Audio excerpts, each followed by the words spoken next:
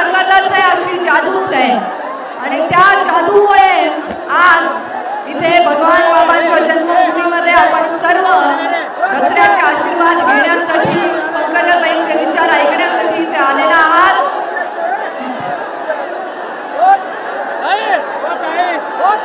आवाज येत नाहीये, दिसत नाहीये,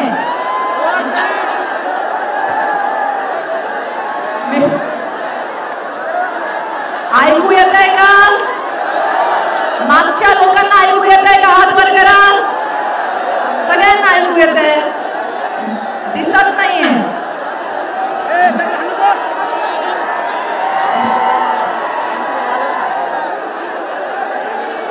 मी तुमच्यापर्यंत पोहोचत नसले तरी माझा आवाज तुमच्यापर्यंत पोहोचतोय।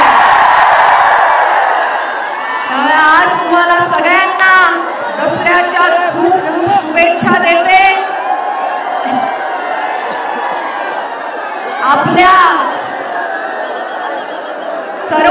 आपण सर्वांनी एकत्र येऊन सर्व गैरसमजांच्या, जातीच्या, धर्माच्या, प्रांतांच्या चौकटीचं सीमोल्लंघन करून अखंड भारताच्या विकास यात्रेमध्ये सहभागी व्हावं अशी भगवान बाबांच्या चरणी प्रार्थना करते। आपले भगवान बाबा हे ऐश्वर्य संपन्न आहेत।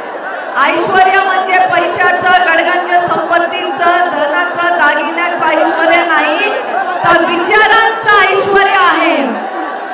म्हणून एकाच विका पण शिका हे ऐश्वर्यवान विचार देणारे आपले भगवान बाबा आहेत। त्यांच्या जन्मभूमीमध्ये आपण आज इथे सर्व उपस्थित आहोत।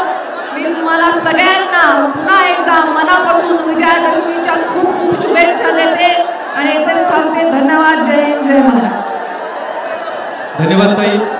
यानंतर लगेचच आदरणीय हरिभक्त परायण राधाताई आईसाहेब आपल्या शुभेच्छा देतील।